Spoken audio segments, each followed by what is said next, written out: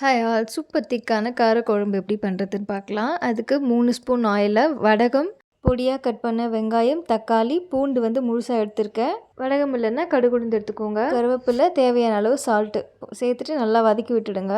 வெங்காயம், தக்காளி நல்லா வதங்கின பிறகு ஒரு 1/4 டீஸ்பூன் மஞ்சள் பொடி, தேவையான அளவு மிளகாத்தூள் சேர்த்து நல்லா வதக்கி விட்டுட்டு பெரிய லெமன் சைஸ் அளவு புளி கரைச்சல் சேர்த்துக்கோங்க. சேர்த்துட்டு தண்ணி ஊற்றி நல்லா கொதிக்க விட்டுருங்க. அப்போ தான் புளியோட பச்சை ஸ்மெல்லாம் போகும்.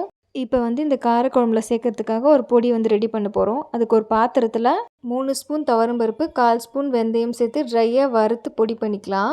இப்போ குழம்பு வந்து நல்லா 5 மினிட்ஸ் கொதிக்கணும். லாஸ்ட்டாக இறக்கும் போது நம்ம அரைச்சி வச்சுருக்க பொடி 1 ஸ்பூன், 1/4 டீஸ்பூன் வந்து பெருங்காயம் சேர்த்துட்டு இறக்கிடுங்க. இப்போ ரொம்ப திக்கான ரொம்ப டேஸ்டியான காரக்குழம்பு வந்து ரெடி ஆகிடுச்சு.